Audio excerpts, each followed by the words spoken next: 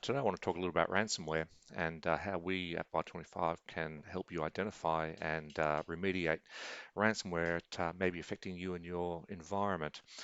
We get asked a lot about ransomware. It seems to be an issue which is affecting a lot of people, increasingly so, and of course the ramifications are quite severe. So I kind of want to run through a demo of how we identify it and show you exactly what to do if it happens to you.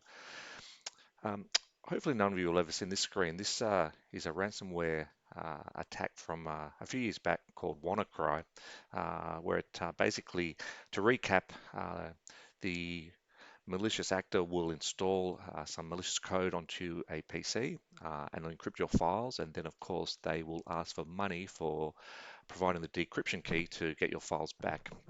Um, a lot of this stuff happens on your machine itself. The malicious executable is on the machine. So tools like antivirus and endpoint detection can be very effective in identifying ransomware. But as it happens, there are also a lot of indicators of compromise that happen on the network.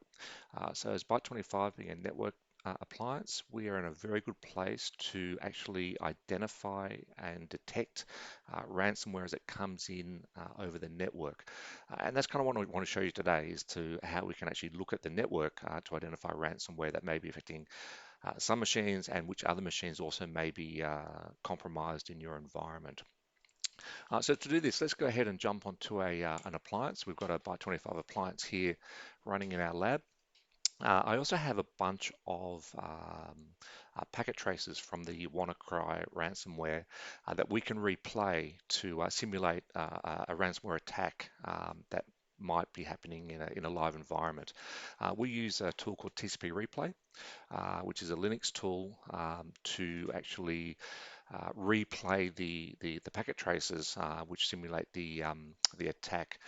Just before I get into that, if you are interested in doing this in your environment, over here at malwaretrafficanalysis.net, there are a whole bunch of packet traces here that are available to download and replay. Obviously, you want to be a little careful because they're real malicious traces.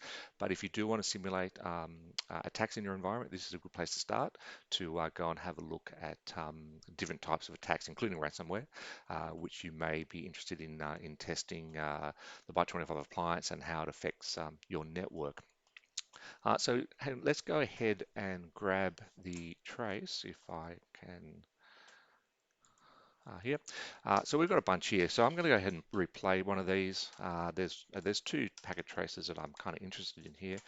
Let's go ahead and play this first one, which is a smaller one. And that's done there.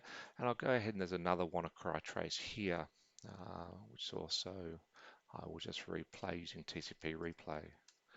Um, Okay, so we've sent both of those now over to our Byte25 appliance. So the appliance now should pick those up, register them as attacks, and export that information to the cloud server. So let's go ahead and see what we've got.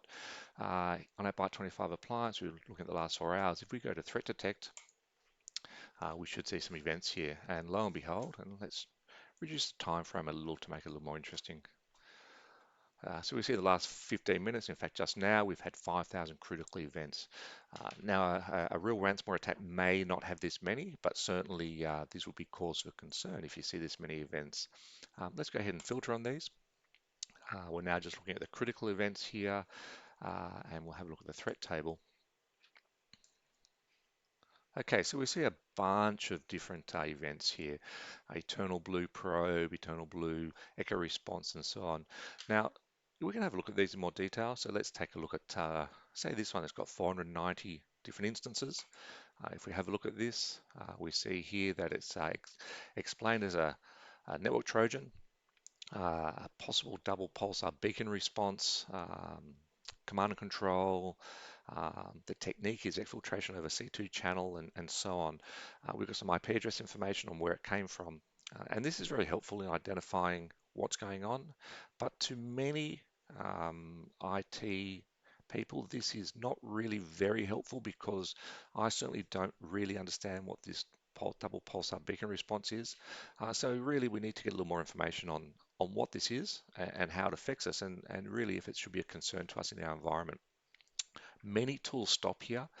They don't give you much more information than this kind of highly technical summary, if you like, and then rely on you to do some packet traces or some deep level analysis to work out what it is.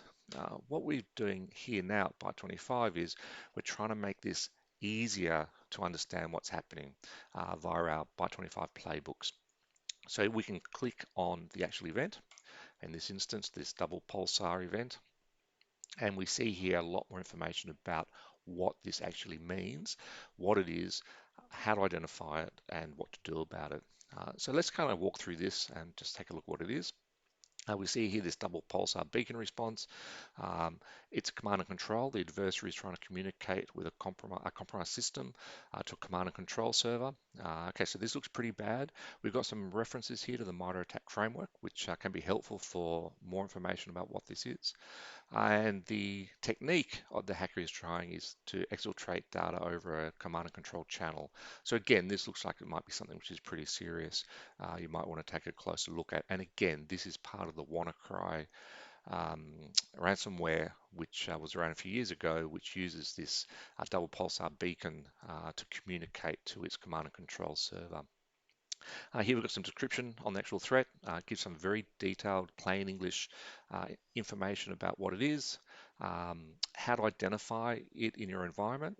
Is it a false positive? Which machines does it affect? In this case, we can see it's 32-bit and 64-bit versions of Windows, Windows 7, Windows 8, and so on.